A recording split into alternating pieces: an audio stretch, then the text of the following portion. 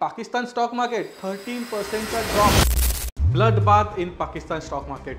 Literally bloodbath झाली आहे. You can C -8,000 points Karachi stock एक्सचेंजमध्ये एकाच दिवसामध्ये, म्हणजेच आजच्या दिवशी हे 8,000 पॉईंटने कराची स्टॉक एक्सचेंज हे ड्रॉप झालेलं आहे.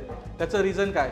ऑब्वियसली ऑपरेशन सिंदूर. आणि ऑपरेशन सिंदूरपर्यंतच भारत सरकार थांबलेलं नाही आहे. काही अपडेटनुसार असंही कळतं की आजच्याच दिवशी लिटरली 12 लोकेशन्सवर 12 टेररिस्ट कॅम्प्सवर पुन्हा एकदा भारत सरकारने अटॅक केलेला आहे. आणि त्यामुळेच कदाचित आजच्या दिवशी हे -8,000 पॉईंट्सचा क्रॅश इथे आपल्याला दिसत असेल. Right. So let's see in the video. जसं की आपल्याला ऑलरेडी माहितीच आहे की 9 टेरर कॅम्पवर इथे भारत सरकारने ॲक्शन घेतली होती. त्या व्यतिरिक्त आता 12 टेरर कॅम्पवर जी ॲक्शन घेतली आहे त्यामुळे ही ब्लडबाथ झालेली आहे.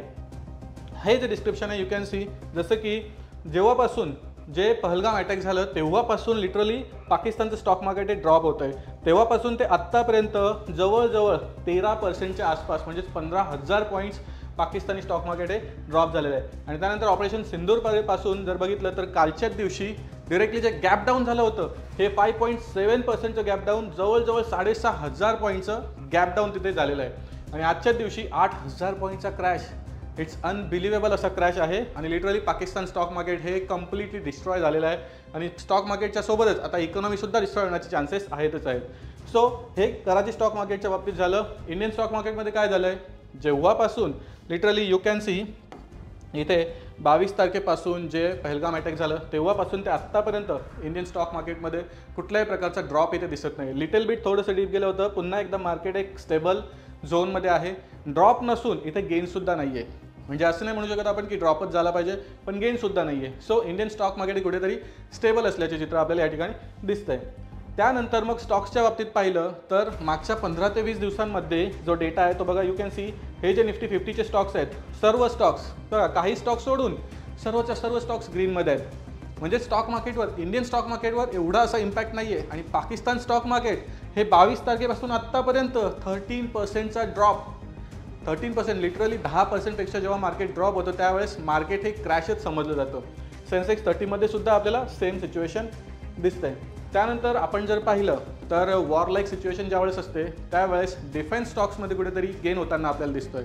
मग डिफेन्स स्टॉक्स कोणते कोणते असतील तर या ठिकाणी तुम्ही पाहू शकता हे सर्व डिफेन्स स्टॉक्स आहेत की ज्यामध्ये कुठेतरी पॉझिटिव्हनेस आपल्याला दिसतो. त्यासोबतच काही स्टॉक्स निगेटिव्ह झोनमध्ये आहेत, पण every stocks is not in negative zone. इथे बरेचसे स्टॉक्स हे गेन होताना आपल्याला दिसतंय. कारण की इन्व्हेस्टर जे असतील त्यांचंसुद्धा तेच असतं, आम्हाला कुठे जास्त रिटर्न्स मिळणार. तर मेजरली आत्ताच्या घडीला वॉरलाईक सिच्युएशनमध्ये जे स्टॉक्स वाढण्याचे चान्सेस आहेत ते कोणते कोणते असतील तर डिफेन्स सेक्टरचे स्टॉक्स सर्वात जास्त वाढणार. त्या व्यतिरिक्त FMCGचे स्टॉक्स वाढणार. त्या व्यतिरिक्त बँकिंग स्टॉक्स वाढणार, मेडिसिन स्टॉक्स वाढणार. कारण की ह्या ज्या गोष्टी असतील ह्या इसेन्शियल गोष्टीज आहेत. आणि इसेन्शियल गोष्टीजमधले जे स्टॉक्स असतील ते स्टॉक्स वाढण्याचे चान्सेस खूप जास्त आहेत. आणि वॉरलाईक सिच्युएशनमध्ये आपल्याला माहिती आहे इंडियन गव्हर्नमेंटलासुद्धा, इंडियन मिलिटरीलासुद्धा जे वेपन्स आहेत त्या वेपन्सची रिक्वायरमेंट असणार आहे. त्यामुळे सुद्धा या स्टॉक्समध्ये वाढ होताना आपल्याला दिसतंय. त्यानंतर आपण जर पाहिलं तर इंटरनॅशनल लेवलला ग्लोबल मार्केटचं रिॲक्शन काय? हे जे पहलगाम अटॅक झालं त्यानंतर आपण जे सिंदूर ऑपरेशन केलं, सिंदूर ऑपरेशन नंतर सुद्धा सर्व स्टॉक मार्केट हे एकदम रिलॅक्स आहेत. तुम्ही जर बघितलं डाव जोन्स सुद्धा कन्सॉलिडेशनमध्ये आहे. 5 दिवसांचं, मागच्या 5 दिवसांचा डेटा आहे. त्यानंतर निक्की जपानचं इथे बघितलं, जपानचं स्टॉक मार्केट थोडंसं अपट्रेंडला दिसतंय. त्यानंतर मग FTSE हे जे UKचं स्टॉक मार्केट आहे हे सुद्धा एक कन्सॉलिडेशन झोनमध्ये आहे. आणि नॅसडॅक हे सुद्धा USAचं आहे, ते सुद्धा एका कन्सॉलिडेशन झोनमध्ये इथे आपल्याला दिसतंय. म्हणजेच इंटरनॅशनल लेवलला या ऑपरेशन जे झालं आहे त्याचं एवढा मोठा इम्पॅक्ट झालेला नाही. जसं इंडियाचं मार्केट चाललं आहे तसंच बाकी जगाचं सुद्धा मार्केट चाललं आहे. पाकिस्तानवर जो इम्पॅक्ट झालेला आहे लिटरली 8,000 पॉईंट्स ड्रॉप होणे ही खूप मोठी गोष्ट आहे. पाकिस्तान आता यामधून कसं बाहेर निघेल ते आपल्याला पाहण्यासारखी गोष्ट आहे. आणि इथे जर आपण पाहिलं तर चायनीज ज्या कंपनीज आहेत त्या चायनीज कंपनीजचे स्टॉकसुद्धा कुठेतरी वाढताना दिसणार. कारण इथे मेजॉरिटी ऑफ जो पाकिस्तानचा इम्पोर्ट आहे, आपण इथे थोडीशी कम्पॅरिझन करू शकतो. यू कॅन सी जे पाकिस्तानचं इम्पोर्ट आहे 81% इम्पोर्ट हे चायनावर डिपेंड आहे. म्हणजेच चायनाकडून पाकिस्तान आर्म्स अँड एम्युनिशन घेणार आणि आपल्या इंडियासोबत त्या ठिकाणी युद्ध करणार. म्हणजेच 81% जे आर्म्स असतील, एम्युनिशन्स असतील ती चायनाकडून येणार आहेत. त्यामुळे त्यांच्या स्टॉक्समध्ये तर ग्रोथ होणारच होणार. इथे आपण पाहू शकतो इंडियाची कशा पद्धतीने इम्पोर्ट्स असतात. 2009 पासूनचा डेटा आहे, ते 2023 पर्यंतचा डेटा आहे. यामध्ये रशियावरची डिपेंडन्सी आपली खूप जास्त होती. त्यानंतर USA, त्यानंतर फ्रान्स आणि नंतर मग इस्राईल. राईट. यासारखी जी डिपेंडन्सी आहे इथे आपण पाहू शकतो की आत्तापर्यंत 2023च्या पर्यंतचा डेटा आहे हा. ह्या 23 पर्यंत जे आपलं रशियाचं जे इम्पोर्ट होतं, रशियावरचं इम्पोर्टचा जे डिपेंडन्सी होती ती कुठेतरी कमी झालेली आहे. फ्रान्सवरची डिपेंडन्सी आपली वाढली आहे. त्यानंतर USA आणि इस्रायल या दोघांना आपण सेम कुठेतरी इम्पॉर्टन्स देताना दिसतोय. आणि ह्यामध्ये इंडियन गव्हर्नमेंटसुद्धा जे मेक इन इंडियाचे इनिशिएटिव्ह असतील ते सुद्धा घेण्याचा प्रयत्न करतो. फ्रान्ससोबतची डिपेंडन्सी वाढण्याचं कारण हे सुद्धा आहे, कारण की फ्रान्ससोबत आपली जी टेक्नॉलॉजी ट्रान्सफरची डील आहे ती कुठेतरी होताना दिसते. USA खूप मोठ्या प्रमाणात प्रयत्न करत आहे की भारताने आमच्याकडून जे इम्पोर्ट्स आहेत ते करावे, पण USA कडून न होण्याचं कारण काय? USAचं जे टेक्नॉलॉजी ट्रान्सफरची जी गोष्ट आहे ती कुठेतरी USA आपल्याला नाकारतोय. त्यामुळे आपण इथे डिपेंडन्सीवर USAवर तेवढे डिपेंड नाही आहोत. सो इथे जर आपण पाहिलं तर इंडिया एका स्टेबल झोनमध्ये आहे, पण पाकिस्तान 81%, लिटरली 81%चं ॲम्युनेशन फक्त आणि फक्त चायनाकडून घेतोय. म्हणजेच कम्प्लिटली चायना हा पाकिस्तानला या ठिकाणी आर्म्स ॲम्युनेशन जर पोहोचवतोय तर चायनाच्या कंपनीजला या ठिकाणी फायदा होणारच होणार. पुढे जाऊन जर आपण पाहिलं तर पाकिस्तानने जर रिटॅलिएट करण्याचा प्रयत्न केला तर काय होऊ शकतं या बाबतीचं हे सगळं इथे चित्र दिसतंय. पाकिस्तानकडे जे असलेले वेपन्स आहेत त्यामध्ये बघा त्यांचे जे मिसाईल्स असतील, गजनवी, घोरी, बाबर, शाहीन यासारखे मिसाईल्स आहेत आणि त्यांची रेंजसुद्धा इथे दिली आहे की इंडिया त्यामध्ये येतोय. पण इंडियाकडे अशी क्षमता आहे का की जे आलेले मिसाईल्स असतील त्या मिसाईल्सला हवेमध्येच आपण डिस्ट्रॉय करू शकतो? So yes, absolutely we have that capability. इथे तुम्ही पाहू शकता आपली रडार सिस्टीम एवढी स्ट्रॉंग आहे की आजच जो पाकिस्तानने मिसाईल स्ट्राईक केली होती त्या मिसाईलला इंडियन जे रडार सिस्टीम असेल त्या रडार सिस्टीमने ट्रॅक करून तिला डिस्ट्रॉय केलं आहे. हे अमृतसरच्या लोकेशनमध्ये झालं होतं. अमृतसरला त्या ठिकाणी ती मिसाईल दागण्यात आली होती पाकिस्तानकडून आणि तिला भारत सरकारने, भारताच्या मिलिटरीने डिस्ट्रॉय केलं आहे. म्हणजेच इंडियाचा डिफेन्स सिस्टीम एवढा स्ट्रॉंग आहे की पाकिस्तानच्या मिसाईलचा सुद्धा काहीच वापर होणार नाही. त्यामुळे पाकिस्तानच्या बाबतीत आपण जर विचार केला ना डिफेन्समध्ये ना कोणत्याच सेक्टरमध्ये पाकिस्तानची आपली कंपॅरिझन होऊ शकत. इथे आपण पाहू शकतो GDP, फॉरेक्स, त्यानंतर इन्फ्लेशन.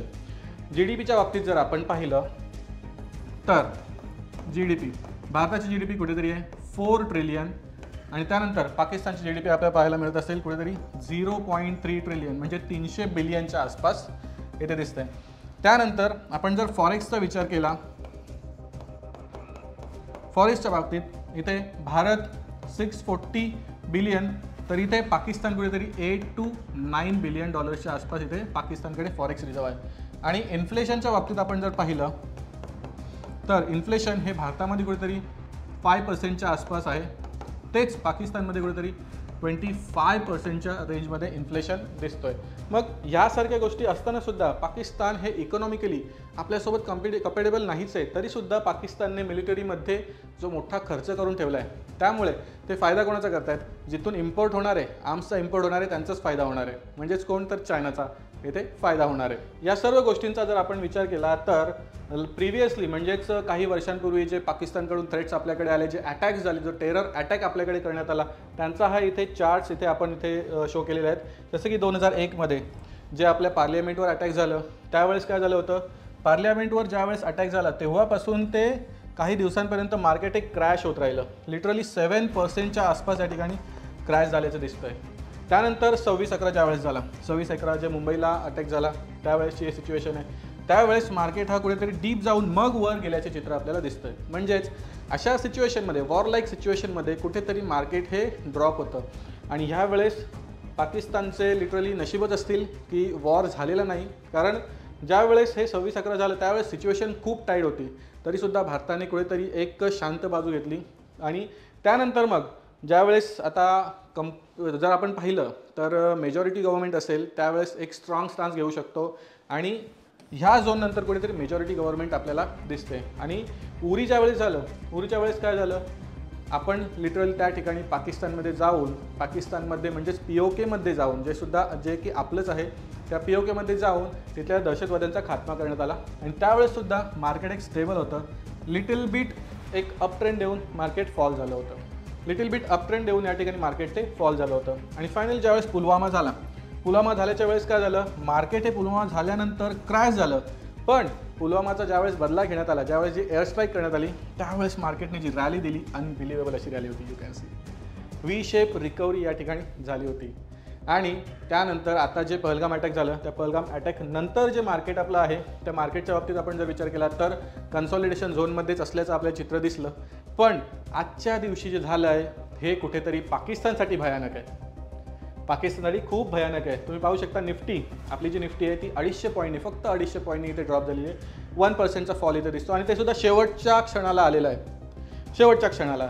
आणि इथे जर आपण पाहिलं कराची स्टॉक एक्सचेंजमध्ये, कराची स्टॉक एक्सचेंज जवळजवळ 8000 पॉईंटचा ड्रॉप, 7.24%चा ड्रॉप. हे सुरुवातीलाच सकाळपासूनच हे कधी झालं असेल, लिटरली ज्या वेळेस पाकिस्तानमध्ये हे जे 12 कॅम्प्सवर इंडियाने अटॅक केलं त्यावेळेसच हे सगळं पॅनिक सेलिंग झाल्याचं आपल्याला चित्र दिसत असेल. पाकिस्तानचं हे स्टॉक मार्केट जे क्रॅश आहे ते ह्या लेवलपर्यंतच थांबतं आहे की अजून क्रॅश होणार हे पाहण्यासारखं आहे.